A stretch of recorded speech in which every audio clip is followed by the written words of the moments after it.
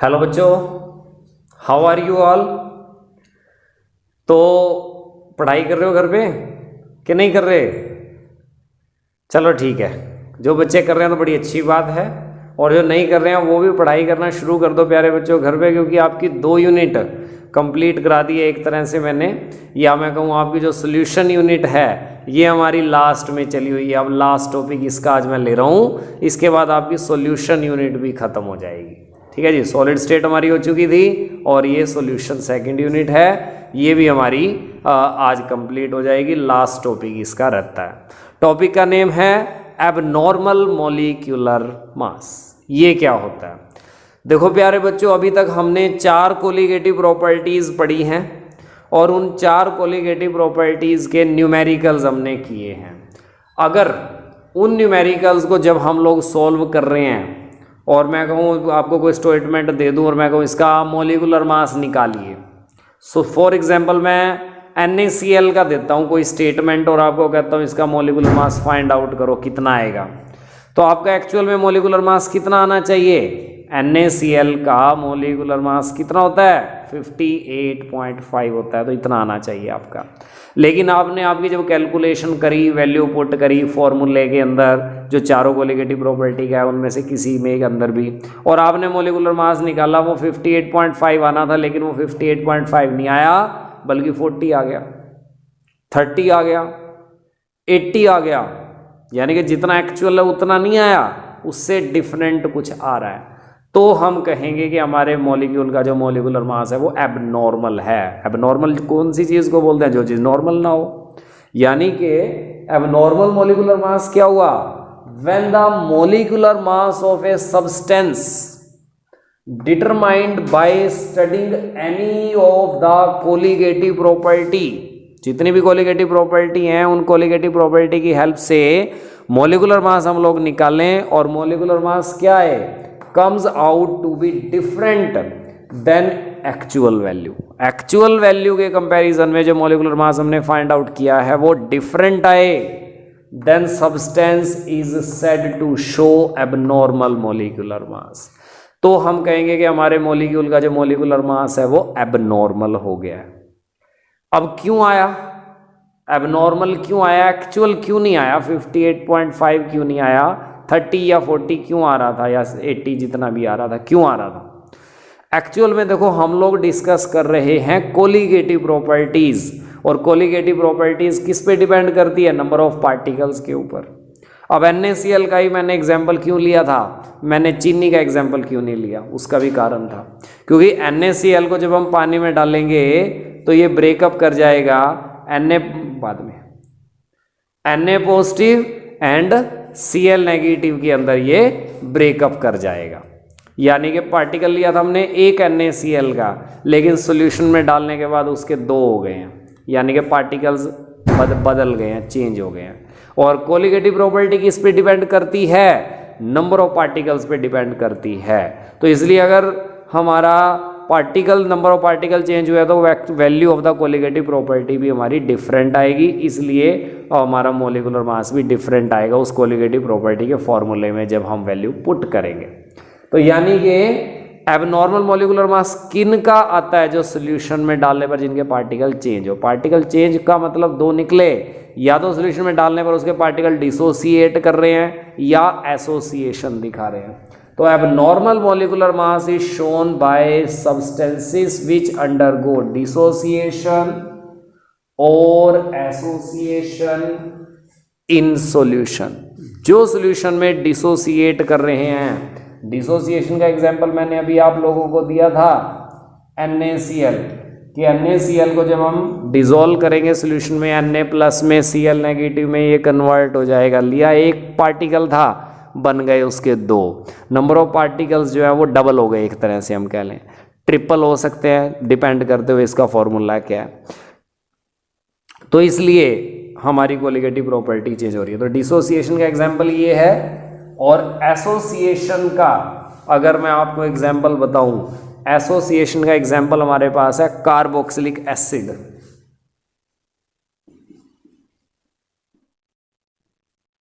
ये होता है कार्बोक्सिलिक एसिड, और कार्बोक्सिलिक एसिड के जो पार्टिकल्स हैं ये सॉल्यूशन के अंदर एसोसिएट करेंगे। एसोसिएट क्यों करेंगे? क्योंकि इसके अंदर हाइड्रोजन बॉन्डिंग की फॉर्मेशन होगी, और हाइड्रोजन बॉन्डिंग की फॉर्मेशन से 2 का 1 बन गया। पार्टिकल लिए थे हमने 1000, रह गए 500, मतलब जितने भी लिए थे उसके आधे रह गए। तो that is why number of particle बदल गए तो कोलिगेटिव प्रॉपर्टी भी बदल जाएगी। तो एसोसिएशन और डिसोसिएशन के केस में हमारा एबनॉर्मल मोलिकुलर मास आएगा अगर सॉल्यूशन के अंदर ये पार्टिकल्स एसोसिएट या डिसोसिएट करे हैं किसी के। तो ठीक है जी। तो अब हम उस मोलिकुलर मास को नॉर्मल कैसे करें? मतलब हमारा जो फॉर्मूला था कोलिगेटिव प्रॉपर्टी वाला, 4 कोलिगेटिव प्रॉपर्टी वाला, उसमें क्या हम कुछ चेंज करें कि जिसकी वजह से हमारी जो कैलकुलेशन है वो गलत ना आए, मोलिकुलर मास एक्चुअल जितना है उतने का उतना आए, डिफरेंट ना आए। तो ये हमें बताया था वेंट हूफ साइंटिस्ट ने, जिसने अपना फैक्टर दिया था वेंट हूफ्स फैक्टर। तो अब नॉर्मल मोलिकुलर मास को हम लोग नॉर्मल कर सकते हैं by the use of went hoof factor.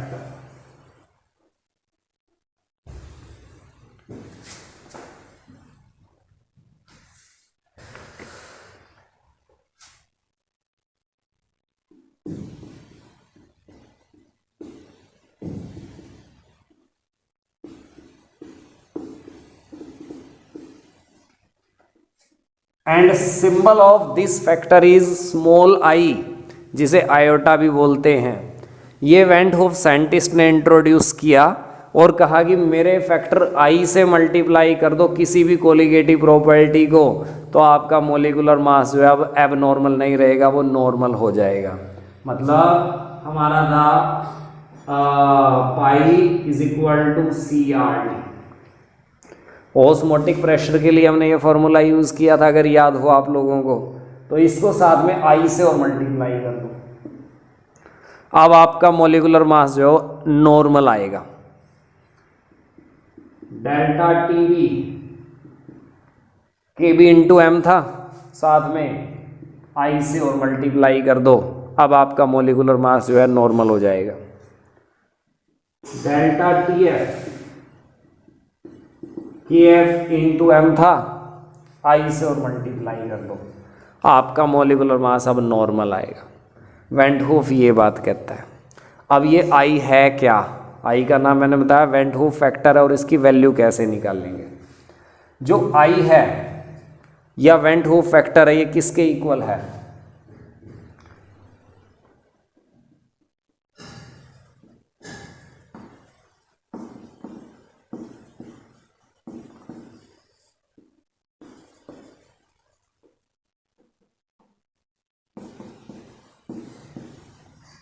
It is equal to observed colligative property कितनी आपके पास divided by normal colligative property कितनी थी।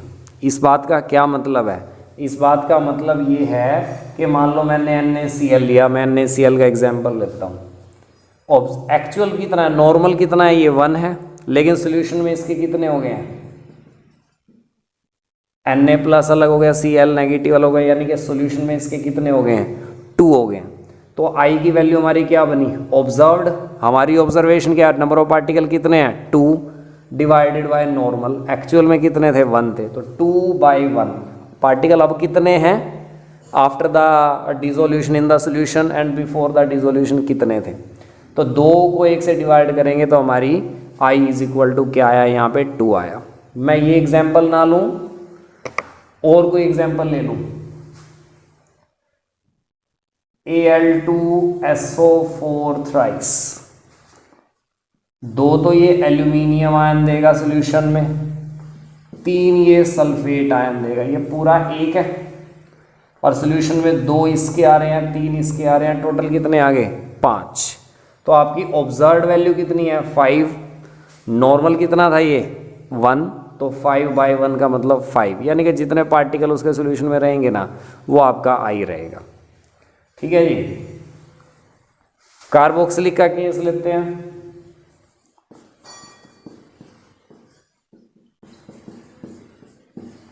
यहाँ एसोसिएशन हुई थी, 2 का 1 बना था, थे 2 बन गया 1, तो ऑब्जर्व्ड हमारी 1 है, नॉर्मल हमारा 2 है, तो यहाँ आई हमारा क्या रह गया 1/2 यानी कि हाफ। तो ये तरीका है आपके पास आई को फाइंड आउट करने का, observed value of colligative property divided by normal value of colligative property. या एक और तरीका है आपके पास आई को निकालने का,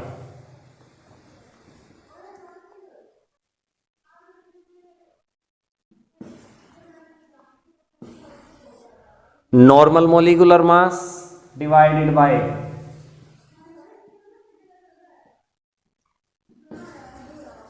एबनॉर्मल मोलिकुलर मास। मतलब जैसे भी मैंने आपको एग्जांपल दिया था NaCl का, मोलिकुलर मास NaCl का कितना होता है 58.5 होता है, तो नॉर्मल कितना हो गया 58.5 जो एक्चुअल होता है, डिवाइडेड बाय एबनॉर्मल। आपने जब कैलकुलेशन करी आपका कितना आ रहा था, आपका आ रहा था 30, तो 58.5 डिवाइड बाय 30, ऐसे समझ आ गया।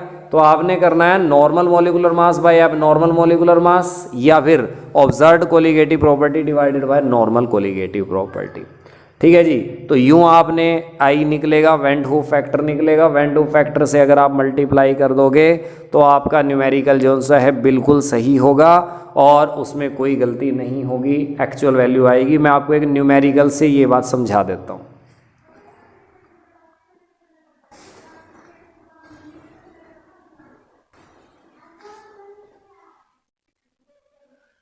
न्यूमेरिकल में आपको बोला है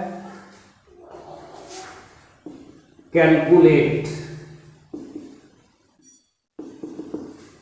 amount of KCl that must be added. कितना KCl हम लोग डालें, इसके अंदर डालें to 1 kg of water. 1 kilo पानी में कितना NaCl हम लोग डालें so that freezing point is depressed bye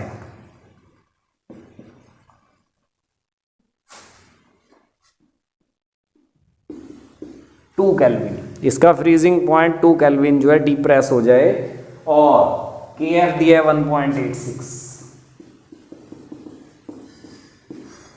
तो न्यूमेरिकल हम लोग कैसे करेंगे, अमाउंट ऑफ KCl निकालना है, सोल्यूट का अमाउंट निकालना है,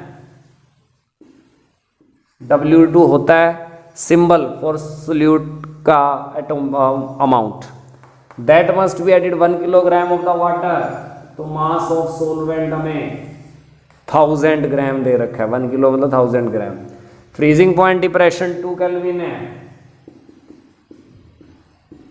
डेल्टा TF हमारा 2 केल्विन हो गया, और KCl है, KCl का मोलिकुलर मास पोटेशियम का कितना होता है 39, और क्लोरीन का 35.5, कितना बन गया 74.5 बनेगा। तो ये हमारे पास M2 बन गया 74.5 ग्राम पर।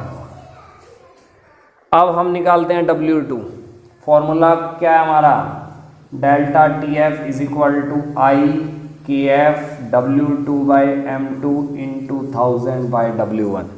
ये फॉर्मूला होता है, मैंने I और साथ में यहाँ पे लिया है when do factor. Delta TF हमें कितना दे रखा है 2 केल्विन, I की वैल्यू हमारे पास कितनी है KCl है।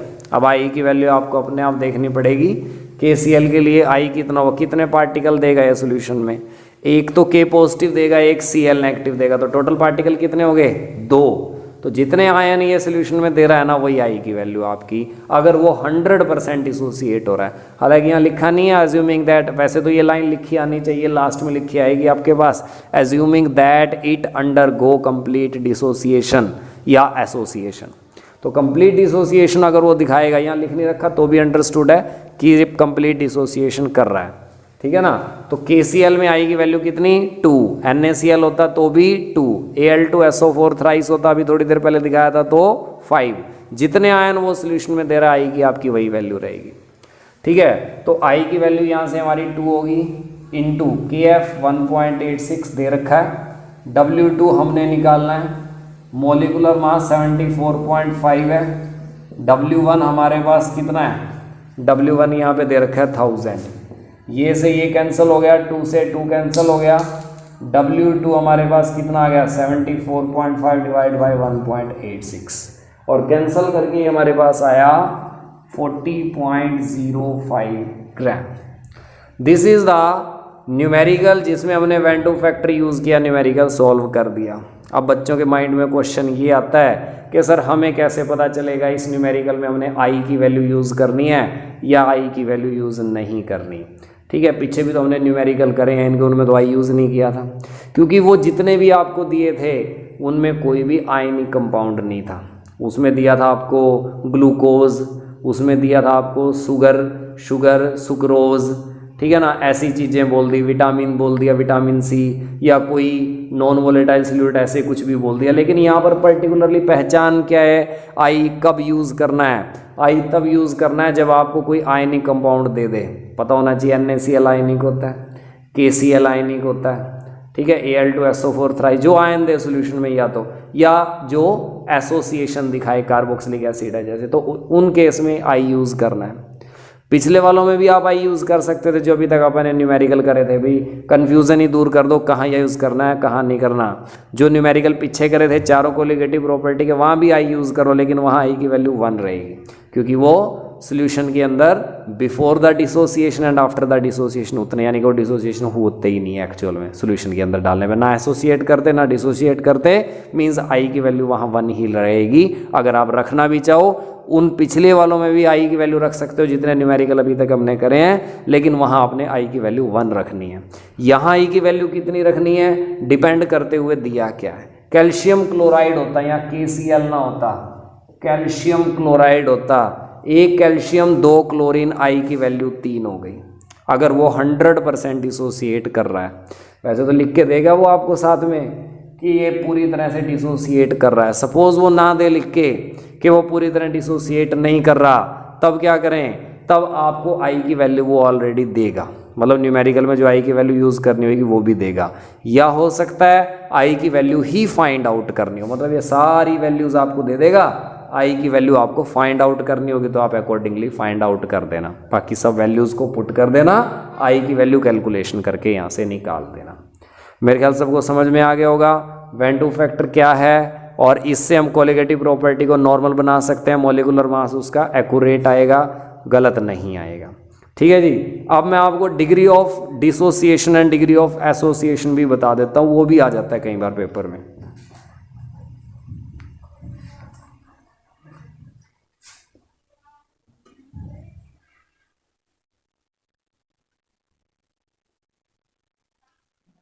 सबसे पहले to calculate degree of dissociation,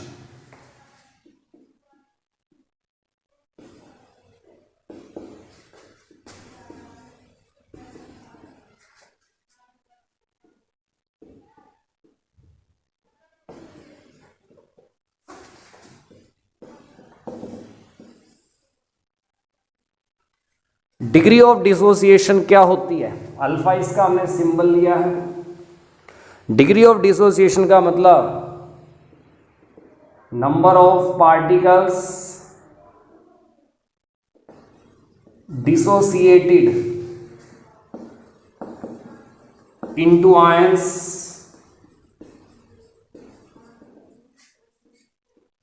divided by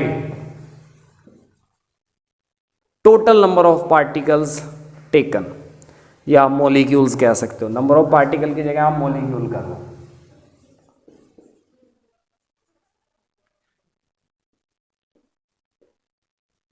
total molecules आपके पास कितने थे, उसमें से कितने डिसोसिएट कर गए, इसकी रेशो को डिग्री ऑफ डिसोसिएशन कहते हैं। इसके लिए हम एक एग्जांपल ले लेते हैं। मान लेते हैं ये कोई ए हमारे पास रिएक्टेंट है और ये N1 मॉलिक्यूल B के, N2 मॉलिक्यूल C के, N3 मॉलिक्यूल D के अंदर कन्वर्ट हो रहा है, या और भी कितने भी हो सकते हैं, यानी कि टोटल इसे कितने पार्टिकल्स हो गए डिसोसिएट करके, टोटल N1 इसके, N2 इसके, टोटल हमने N मान लिए, N पार्टिकल्स में टोटल ब्रेक कर रहा है। समझ में आ गया। अब हम मान लेते हैं स्टार्टिंग में ये हमने ए कितना लिया था, टोटल कंसंट्रेशन इसकी कितनी थी, सपोज 1 थी, टोटल पार्टिकल इसके 1 थे। 1 में से अल्फा पार्टिकल इसके डिसोसिएट कर गए, मतलब टोटल जितने भी थे उसमें से कुछ पार्टिकल डिसोसिएट कर गए। मान लो 100 थे, 100 में से कितने टूट गए, हमने 1 लिया है सिंप्लिसिटी के लिए, 1 था। 1 में से इसके पार्टिकल टूट गए अल्फा पार्टिकल इसके ब्रेक कर गए, ये इसमें कन्वर्ट हो गए, तो ये कितने रह गए, टोटल पहले 1 थे, अल्फा डिसोसिएट कर चुके हैं, बचे कुचे कितने रह गए, 1 में से अल्फा घटा दिया, 1 माइनस अल्फा, ये बच गए अब। और ये कितने बने, इससे कितने बने थे ये अल्फा, अभी तो बताया आप लोगों को कि इसके एक पार्टिकल में से अल्फा डिसोसिएट कर गए, तो डिसोसिएट होने वाले ये कितने हैं, अल्फा, ठीक है ना। तो ये हमारे पास कितना था, 1 माइनस अल्फा, और ये कितने हो गए अल्फा, और ये टोटल पार्टिकल कितने थे n, तो n इसके साथ मल्टीप्लाई हो गया साथ में, n alpha total particle after dissociation आ गए। बिफोर डिसोसिएशन हमारे पास पार्टिकल था 1 माइनस अल्फा, आफ्टर डिसोसिएशन हमारे पास हो गए हैं कितने, आफ्टर डिसोसिएशन हमारे पास हो गए हैं n अल्फा, ये इसके n अल्फा प्रोडक्ट के रिएक्टेंट के ये। तो अब हमारा अल्फा क्या होता है, number of particle dissociated after dissociation, number of particle हमारे पास कितने हो गए, टोटल पार्टिकल्स हम देखेंगे, ठीक है जी। तो टोटल पार्टिकल्स जो हमारे पास निकल करके आएंगे दोनों के केस में हम लोग लेते हैं, ये हमारे पास आ जाएगा 1 माइनस अल्फा इसके हैं और n अल्फा इसके हैं, तो टोटल पार्टिकल हमारे पास कितने हो गए, 1 minus alpha plus n alpha, ये आफ्टर द डिसोसिएशन है। बिफोर डिसोसिएशन हमारे पास क्या थे, बिफोर डिसोसिएशन, सॉरी ये i निकलेगा, वेन टू फैक्टर है, i की वैल्यू क्या होती है, आफ्टर डिसोसिएशन पार्टिकल कितने हैं डिवाइडेड बाय बिफोर डिसोसिएशन कितने थे, बिफोर डिसोसिएशन पार्टिकल्स थे 1। एक बार दोबारा देखो फिर समझाता हूँ। हमारे पास ये कोई A है, ये ब्रेक कर गया N1B, N2C, N3D वगैरह किसी में भी, टोटल पार्टिकल्स इसके कितने थे, ये N थे। ये हमारे पास सपोज इसकी टोटल कंसंट्रेशन स्टार्टिंग में 1 है, 1 में से अल्फा पार्टिकल इसके डिसोसिएट कर जाएं, तो A कितने बच गए, A तो बच गए 1 माइनस अल्फा, और ये प्रोडक्ट्स के कितने बने, प्रोडक्ट के बने हमारे पास अल्फा, और n से इसको मल्टीप्लाई करना है, तो ये हमारे पास बन गया n अल्फा। समझ आ गया। तो n अल्फा हमारे पास ये हो गया है आफ्टर डिसोसिएशन, कितने हो गए, आफ्टर डिसोसिएशन टोटल पार्टिकल अब सोल्यूशन में कितने हैं, ये डिसोसिएट वाले हैं, ये बिना डिसोसिएट वाले हैं, टोटल इनका सम आ गया। और i हमारे पास क्या होता है, went hoof factor, observed colligative property bye normal colligative property. Observed colligative property हमारे पास कितनी है, 1 माइनस अल्फा ये एंड n अल्फा ये, इनका टोटल सम हमने कर दिया, ठीक है जी। सॉल्यूशन में टोटल ये है, लेकिन एक्चुअल में हमारा क्या था, नॉर्मल क्या था, 1 था। तो यहाँ से हम इसको सिंप्लीफाई कर सकते हैं और यहाँ से अल्फ़ा की वैल्यू निकाल सकते हैं। अल्फ़ा की वैल्यू क्या निकलेगी, अल्फ़ा की वैल्यू अब हम निकाल करके देखते हैं क्या आई हमारे पास। कैलकुलेट करोगे आप इसकी, i minus 1 divide by n minus 1 आएगी निकाल करके, i minus 1 divide by n minus 1। अगर नहीं समझ आया कैसे आया है तो मैं निकाल करके आप लोगों को दिखा देता हूँ। ये i यूँ का यूँ 1 minus alpha plus n alpha ये रह गया, ठीक है जी। थोड़ा और सिंप्लीफाई करते हैं, i is equal to 1 plus n alpha minus alpha, इसको मैं पहले लिख लेता हूँ, इसको बाद में लिख लेता हूँ। अब इन दोनों में से हमने किसको कॉमन निकाल दिया, इन दोनों में अल्फ़ा कॉमन है, अल्फ़ा कॉमन निकाल लेते हैं। तो i इज इक्वल टू क्या हो गया, i इज इक्वल टू 1 ऐसे का ऐसे प्लस दोनों में से कॉमन क्या निकला, दोनों में से कॉमन हमारा निकल गया अल्फ़ा, तो इधर क्या बचा 1n माइनस 1, ठीक है ना। इन दोनों में से अल्फ़ा कॉमन निकल गया तो ये बच गया। अब मैं इस 1 को इधर ले जाऊं, i माइनस 1, ये 1 इधर ले गया मैं, माइनस का हो गया, ये क्या रह गया हमारे पास इधर अल्फ़ा इंटू n माइनस 1। यहाँ से हमने क्या निकालना है, अल्फा। अल्फा किसके इक्वल आएगा, ये, और इधर ये मल्टीप्लाई में है तो इधर डिवाइड में हो जाएगा, i-1 डिवाइड बाय n-1। तो this is the degree of dissociation. Degree of dissociation यहां से हम निकाल सकते हैं इस फॉर्मूले से। अब हम निकालते हैं डिग्री ऑफ एसोसिएशन।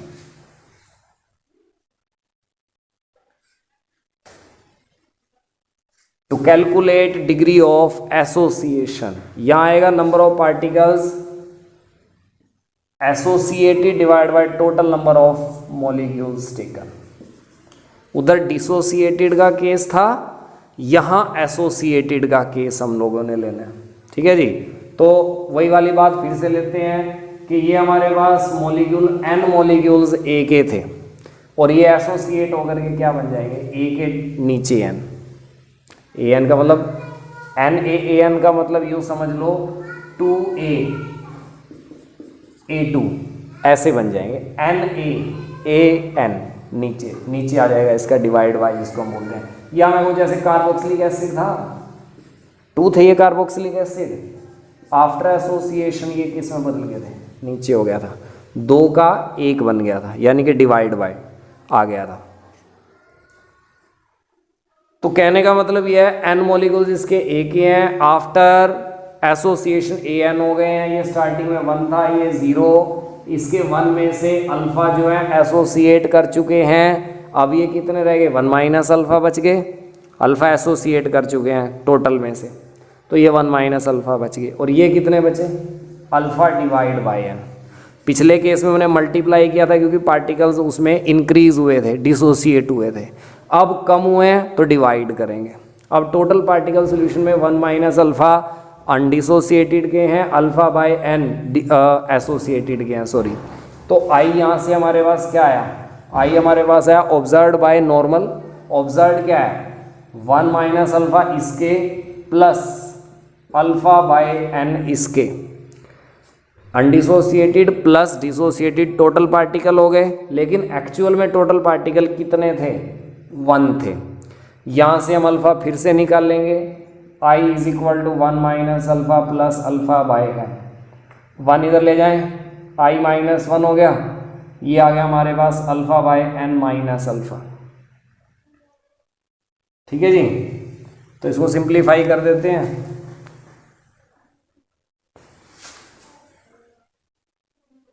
इसको आगे सिंप्लीफाई में इधर करके आपको दिखा दो, i माइनस 1 ऐसे कैसे, इज इक्वल टू, इन दोनों में से कॉमन क्या निकला, अल्फा, अंदर क्या बचा 1 बाय n माइनस 1। ठीक है ना, इन दोनों में से अल्फा कॉमन निकल गया।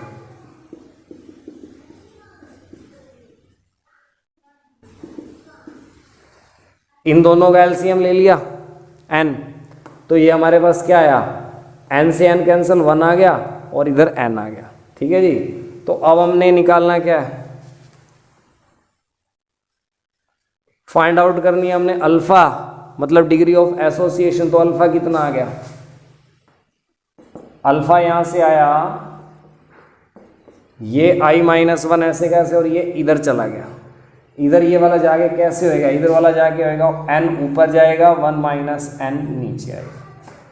तो ये हमारे पास फॉर्मूला बन गया to find out the degree of association. तो ये 2 केस और थे, degree of dissociation and association के। ठीक है, ये भी मैंने आप लोगों को करा दिए, और यहाँ पर आपकी जो यूनिट थी सॉल्यूशन, ये यहाँ पर कंप्लीट होती है। ठीक है जी, तो एक बार इनकी दोबारा से प्रैक्टिस कर लेना। अगर कहीं डाउट रह गई हो, कोई प्रॉब्लम रह गई हो, तो आप दोबारा से मुझे फ़ोन कर सकते हो, मैसेज कर सकते हो। दोबारा से आपके जो भी डाउट्स होंगे मैं आपको वो क्लियर करवा दूंगा। ठीक है जी, तो ये था हमारे पास इसके बारे में। अब नेक्स्ट यूनिट इलेक्ट्रोकेमिस्ट्री हमारी रहेगी, वो स्टार्ट करेंगे। Thank you very much.